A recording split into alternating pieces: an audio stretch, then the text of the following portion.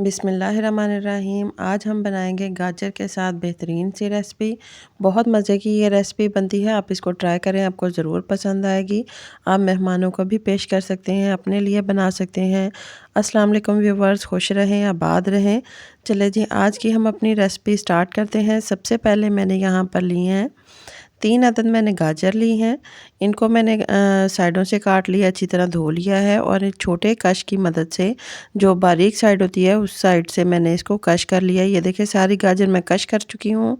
यहाँ पर लिए हैं हमने 1 कप के करीब चावल। इनको मिक्सी जार में डालकर अच्छी तरीके से हम इसको ग्राइंड कर लेंगे।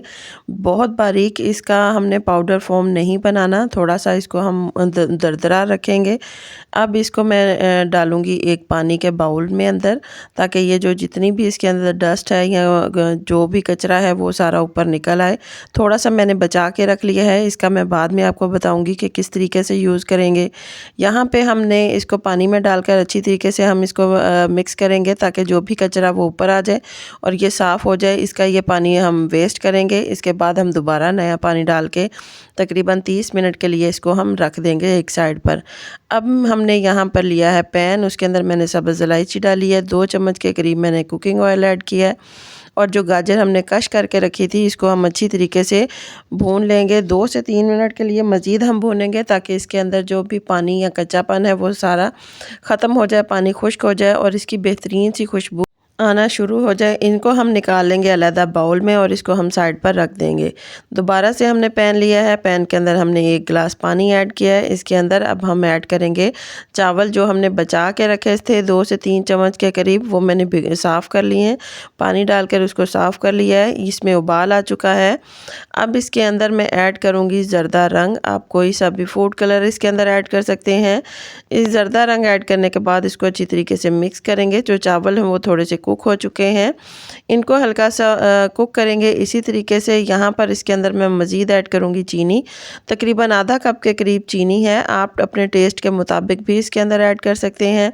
बहुत मज़े की ये रेसिपी बनती है। इसको अच्छी तरीके से मिक्स करें, ताकि जो चीनी है वो चावल के अंदर अच्छी तरीके से मिक्स हो जाए। मिक्स करने के बाद जो हमने गाजर कश करके और भून के रखी थी वो इसके अंदर ऐड करेंगे। सारी जो गाजर थी वो मैंने पहले से ही भून के रखी हुई थी, बाउल में डाल के रखी थी, वो इसके अंदर मैं ऐड करूँगी। ऐड करने के बाद इसको अच्छी तरीके से मिक्स करेंगे। ये देखें ये कुक हो रहा है। अब इसके अंदर हम ऐड करेंगे सूजी। आधा कप के करीब सूजी है, इसको अच्छी तरीके से हम मिक्स करेंगे। गुठली बिल्कुल नहीं बनने देंगे, तेज़ी से हाथ स्पैचुले को मूव करते जाएंगे, ताकि जो गुठली है वो बिल्कुल ना बने। सूजी जो है इसके अंदर मिक्स हो जाए। बहुत ज़्यादा पानी इसके अंदर ऐड नहीं करते, तकरीबन 1 गिलास हमने पानी ऐड किया था। ये देखें इसका थिक सा पेस्ट बन चुका है। इसको बाउल में निकाल के रख देंगे। यहाँ पर मैंने एक कढ़ाई ली है, उसके अंदर मैंने ऐड किया है तकरीबन 1.5 किलो के करीब मैंने दूध लिया है। अब इसको हम गर्म होने के लिए चूल्हे पर रखेंगे। दूध के अंदर उबाल आ चुका है, ये मैं इसको चम्मच के साथ हिलाऊंगी। ये देखें बेहतरीन सा दूध गर्म हो चुका है, इसके अंदर उबाल आ चुका है। अब इसके अंदर हम ऐड करेंगे जो हमने चावल भिगो के रखे थे तकरीबन आधे घंटे से, उसी चावल का ऊपर से पानी उतार कर मैं इसके अंदर ऐड कर दूंगी और इसको हम कुक होने के लिए रख देंगे। मज़ीद इसके अंदर सब्ज़ इलायची ऐड करेंगे और स्लो फ्लेम पर इसको हम कुक होने के लिए रखेंगे। आहिस्ता आहिस्ता चम्मच मूव करते जाएंगे। आगे चलते हैं हम अपने अगले स्टेप पर।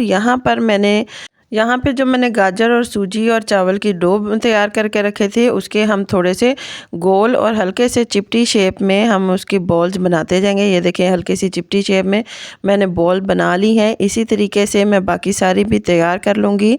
ये देखें सारी मैं इस तरीके से तैयार कर चुकी हूँ। दूसरी साइड पर हम देखेंगे जो हमने खीर बनाने के लिए रखी थी चावल की, वो आहिस्ता आहिस्ता से कुक हो गई है। उसके अंदर साथ में हम चम्मच हिलाते गए थे, गाढ़ी हो चुकी है। अब इसके अंदर हम ऐड करेंगे चीनी। तकरीबन आधा कप के करीब चीनी है, तो मैंने कुछ बादाम इसके अंदर ऐड किए हैं। जैसे ही चीनी इसके अंदर मिक्स होगी, इसका हम फ्लेम बंद कर देंगे और ठंडा होने के लिए इसी के अंदर रख देंगे। आगे चलते हैं अगले स्टेप पर। यहाँ पर मैंने पैन के अंदर ऑयल लिया है, जो मैंने तैयार करके रखी थी गाजर की, वो सारी मैं इसके अंदर ऐड करती जाऊँगी और इसको हम गोल्डन ब्राउन होने तक कुक करेंगे। सारे के सारे गोल्डन ब्राउन हो चुके हैं एक साइड से, इसको हम पलट लेंगे, स्पैचुला की मदद से हम पलट लेंगे। बहुत ईजी है इसको पलटना, बिल्कुल नहीं टूटते। ये सारे फ्राई हो चुके हैं, इसको निकालेंगे हम अपनी प्लेट में। ये देखें बेहतरीन से ये तैयार हो चुके हैं। बहुत मज़े की ये रेसिपी तैयार होती है। आप इसी तरीके से भी पेश कर सकते हैं, ऐसे स्नैक के तौर पर भी खा सकते हैं और इसके अंदर ऐड भी कर सकते हैं। यहाँ पे मैंने खीर जो थी मैंने इसकी फ्लेम बंद कर दिया था। अब सारे के सारे मैं इसके अंदर ऐड करूँगी। ऐड करने के बाद मज़ीद इसको 10 से 15 मिनट के लिए हम छोड़ देंगे। हल्का सा फ्लेम इसके नीचे ऑन करेंगे ताकि थोड़ा सा ये कुक हो जाए इसके साथ भी, और इन टिक्कियों का जो फ्लेवर जो है वो इसके अंदर आ जाए। अब हम इसको सर्व करेंगे। सर्व करने के लिए मैंने एक प्लेट ली है, उसके अंदर मैंने ऐड की है अपनी खीर और साथ में टिक्कियाँ जो बेहतरीन सी तैयार हो चुकी हैं मिठाई के तौर पर। आप वैसे स्नैक के तौर पर भी यूज़ कर सकते हैं, इस तरीके से खीर में भी इसको यूज़ कर सकते हैं।